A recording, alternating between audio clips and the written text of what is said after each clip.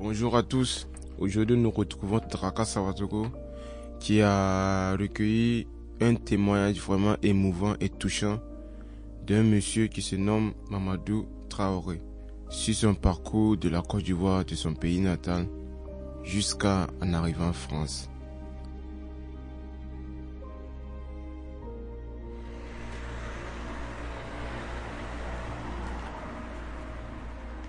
Bonjour monsieur.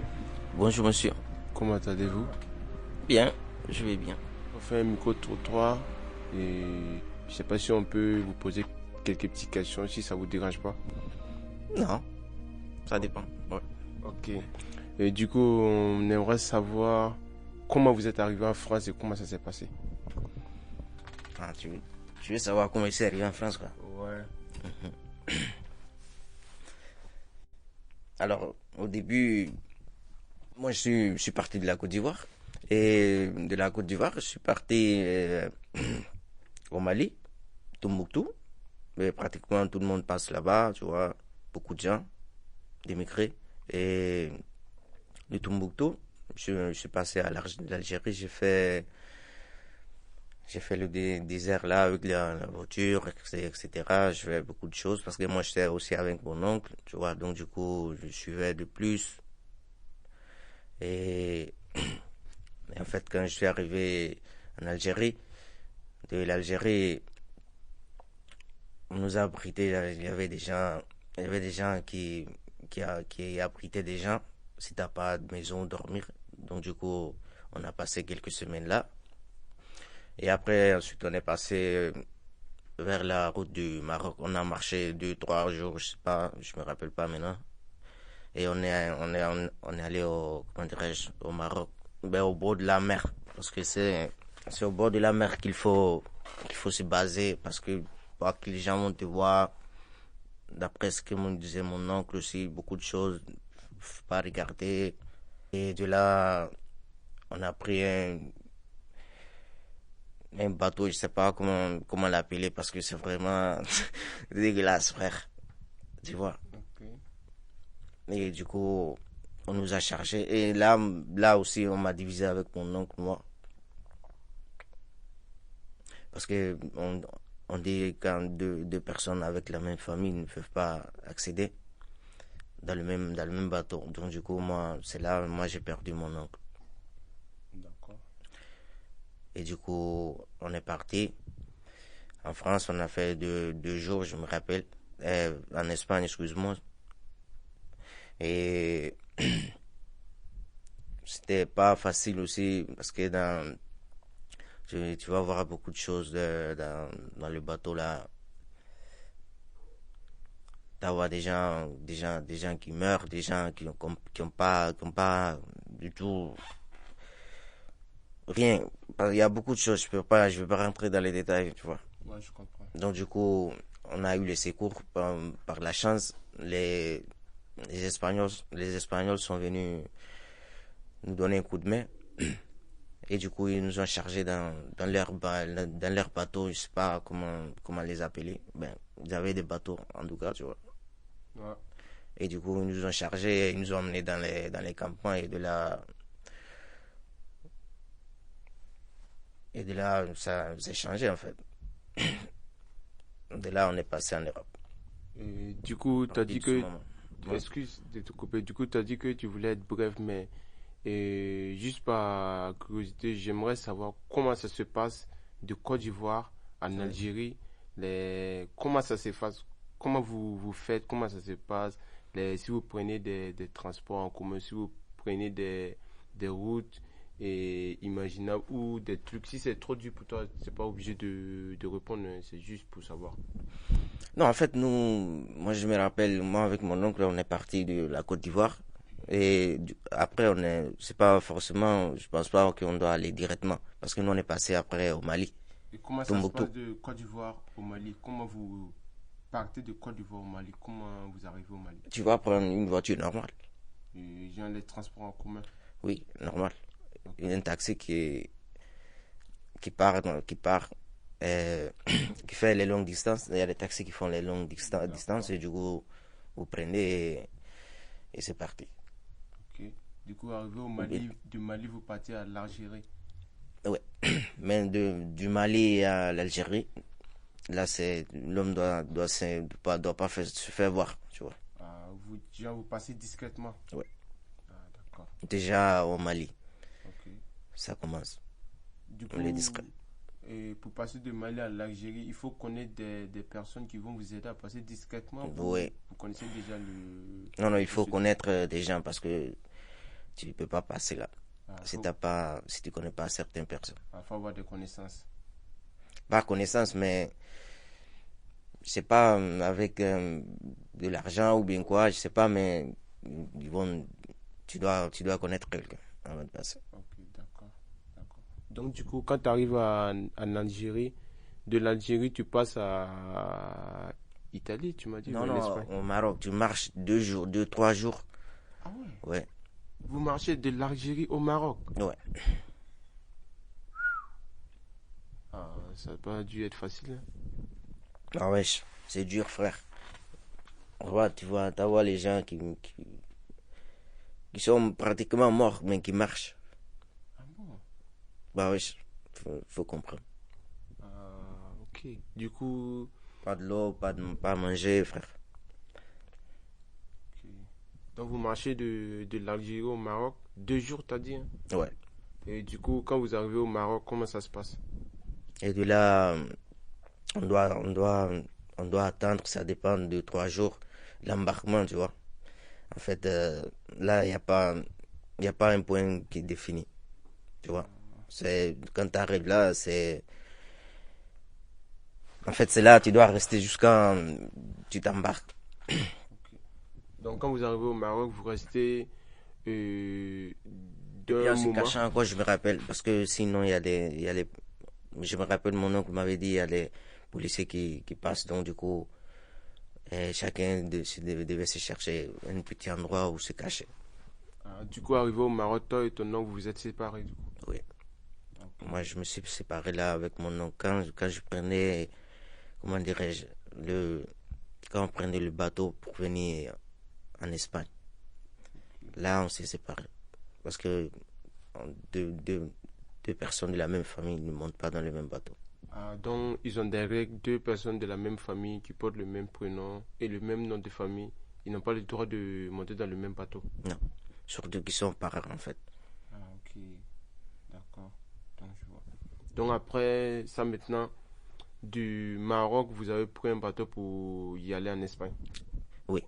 Après, on est parti en Espagne, mais avant d'arriver là-bas, ils nous ont donné, euh, ils nous ont donné un coup de main, un secours, tu vois. Parce que comment dire, c'est les urgences. Donc, ils sont venus nous apporter à manger et nous aider. Il pleuvait. Et du coup, ils nous ont chargés et nous amenés dans un, comment dirais-je, euh, comment je peux appeler ça, euh, dans une salle migratoire, en fait. Ok, d'accord. Et de là, après, en fait, moi, je suis venu ici en France, ici, parce que moi, j'avais pas de personnes là-bas et je comprenais pas aussi la langue.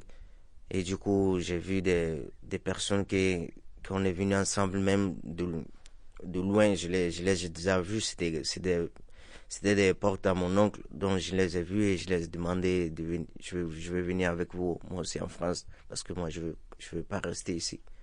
Et donc, du coup, ils m'ont emmené avec eux aussi. Et tout ça aussi, c'est discrètement.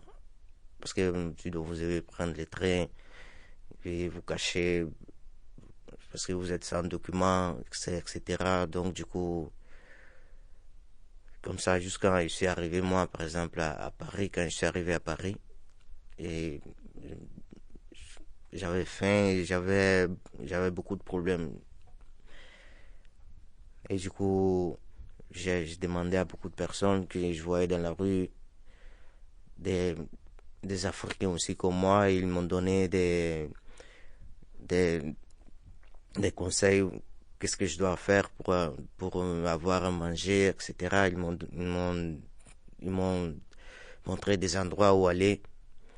Et, et jusqu'à je suis allé chez, comment dirais-je, chez, chez des bénévoles et ils m'ont montré comment dirais-je, ils m'ont montré un endroit où je peux aller faire une demande qu'on peut aider des gens, les gens qui n'ont pas de la famille, etc. Et du coup, ils m'ont amené là-bas, j'ai fait cette demande et ils m'ont demandé si je suis mineur, si je suis majeur. Et moi, je l'ai dit que je suis mineur. Et puis, ils m'ont envoyé dans une ville de Brest, où je suis actuellement, du Finistère. Et maintenant, je vis ici. Oui. C'est quoi? Tu me regardes là? Non, parce qu'il y a trop d'émotions dans ce que tu dis là, c'est trop touchant en fait. Et juste pour savoir, du coup, t'es arrivé en Espagne, t'as croisé des connaissances de ton oncle, c'est ça? Oui, Et c'est avec eux que t'as fait la traversée pour arriver en France. oui. Du coup, vous êtes venu en voiture ou en transport commun? On est venu avec avec tous les transports en général. Tout. Mais en mode discrétion. Oui. Ok. Ben, comme t'es arrivé avec eux en France, et ils t'ont lâché, ils t'ont lâché. Oui, oui, parce que et ils ont dit qu'ils voulaient aller en Germanie. Ah, ok. Donc c'est là on s'est séparés, nous, Ok. à Paris. Donc, arrivé à Paris, tu connais personne, tu es seul, tu erres toi seul. Oui, oui. Donc, donc tu Et as à pour. Paris, comme on dit, un gars à Paris, tu vois. Ah, comme Magic System, comme à Ouais. Paris. Bah, oui. Bon, du coup, donc, tu as demandé des renseignements à des gens parce que tu avais faim. Oui, Tu as demandé à de l'aide et tout. oui, comme je t'ai dit, ils m'ont amené dans un poste où je me sens mieux maintenant, je dirais. Donc, ils t'ont indiqué les coins des aides sociales. Oui, oui, c'est ça. Donc, arrivé là-bas, ils t'ont cueilli, ils t'ont donné à manger et Ils m'ont tout. demandé comment je m'appelle, et ils m'ont accueilli, ils m'ont donné à manger. En tout cas, c'était différent. Ok. Donc, ils t'ont nourri, ils t'ont logé, et puis après, ils t'ont posé des questions, ça a été immédiat pour les questions. Ils m'ont posé un peu de questions et après quelques semaines encore, ils m'ont interrogé de mon parcours, comme je suis venu, etc. Ah, donc, ils t'ont demandé comment tu as fait pour quitter ton pays natal pour arriver en France, quoi. Oui, Ah, et tu les as tout expliqué en détail et tout. oui, je les ai tous expliqué. Oui, Ah, ok. Donc, après ça, ils t'ont logé, ils t'ont ramené à Brest. oui. Et comment ça s'est passé ton adaptation à Brest, du coup? Bien, bien. Et comment tu trouves la ville de Brest, en fait? Mais la ville de Brest, c'est cool en fait. Moi, j'aime la ville de Brest parce que, en fait, c'est une ville que, quand t'as pas beaucoup de choses à penser, bien aller voir, je sais pas, parce que moi, quand t'es ici, quand c'est été, y a pas une ville meilleure que ça, hein, selon moi, Brest. Parce que Ah ouais. oui, parce que quand t'es là, t'as la mer, t'as les campagnes, t'as tout, en fait, il y a des touristes, il y a beaucoup de personnes, il y a la mer partout. Moi, c'est ça qui me plaît le plus, tu vois. Ok. C'est pas comme, mais en fait, c'est, et aussi, c'est, comment dirais-je, c'est un peu, c'est pas comme certaines villes, par exemple, qui est montagneux, je sais pas seulement, ou bien qui est au bord de la mer seulement, mais ici, il y a un mixage, tu vois. Il y a un peu de choses partout. Donc, c'est ça qui fait Brest bien. Ok. Et du coup, je voulais te demander, de ton parcours en Afrique, en France, comment tu te sens maintenant et comment tu te sens, en fait? Ben oui, moi, je vais dire la vérité, je vais être sincère. Et honnête, ici, on se sent bien que l'Afrique. C'est mieux. Ok, tu te sens bien ici que l'Afrique est Oui. dans ton pays. Oui. Ça, c'est la réalité. Beaucoup de gens vont pas dire ça, mais ça, c'est vraiment, c'est la réalité. Ok. Mais il faut travailler partout. Et faire ce, fait le mieux, tu vois, en fait. Et partout, à la fin, partout, c'est la même chose, mais en fait, non, il faut travailler partout, mais c'est pas la même chose, l'Afrique et l'Europe. C'est pas donc, déjà, selon moi, que, tu vois, si t'as pas un problème à manger, tu vois, tu vas, on te donne à manger, tu vois, partout. Mais par exemple, en Afrique, déjà, c'est la différence, tu vois. Quand tu te lèves le matin, tu penses à comment manger. Moi personnellement, en tant que, comment moi j'ai vécu ma vie, c'est ça, moi, je dis. Donc du coup, ce que tu veux dire, c'est ici en Europe, en France particulièrement, tu as toujours quelqu'un qui va te venir en aide, t'as pas de problème de nourriture, de logement et tout, tu as toujours quelqu'un qui va te venir en aide pour t'aider. Oui, aussi, c'est pas, oui, parce que, en fait, c'est un peu une chose logique, tu vois, parce qu'en Afrique, il y a certains aussi qui sont là, mais ils sont comme toi. Donc, du coup, vous cherchez, tu vois, Difficile. c'est difficile, tu vois. Mais ici, tu vas voir, je dis pas des gens, je dis pas riches ou bien, non, mais une personne qui, ici, ils ont la volonté, tu vois, en fait. C'est ça la différence. Chez nous, en Afrique, tu vas voir quelqu'un, même s'il a ça, mais il n'a pas la volonté de faire ça, tu vois. Mais ici, les gens ont la volonté vraiment ça. Ça, j'aimais beaucoup en France. Ok. Bon, du coup, j'ai une dernière question pour vous. De ton parcours en Côte d'Ivoire et ici, comment tu te sens mentalement et psychologiquement? Alors, mentalement, moi, je me sens, je commence à me sentir bien parce que, bien sûr, là, les mentalités sont pas les mêmes. Parce que moi, je vais te dire, venir de l'Afrique à ici, c'est comme aller dans un autre monde, hein. Aller monter dans le futur. Mais je sais pas qu'est-ce que les gens pensent sur toi, mais moi, je vois ça comme ça. Parce que quand tu restes, tu arrives ici, tu fais 5 ans, 6 ans, 7 ans, tu as 9 ans, 10 ans, et tu retournes en Afrique. Bah oui, c'était pas la même chose avec ton ami que tu avais laissé là. C'est pas une question d'abaisser les gens d'ignorance, non. C'est une triste réalité, tu vois.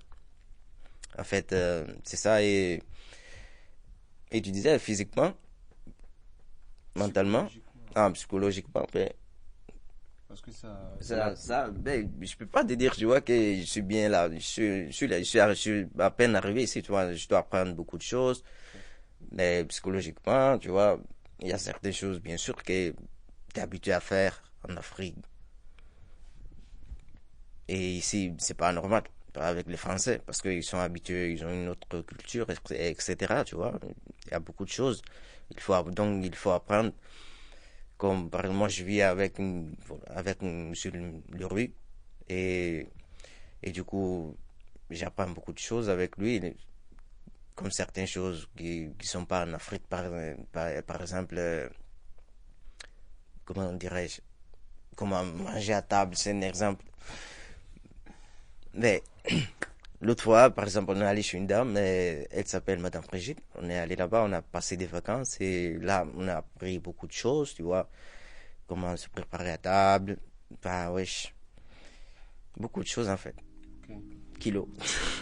Du coup, merci beaucoup, monsieur.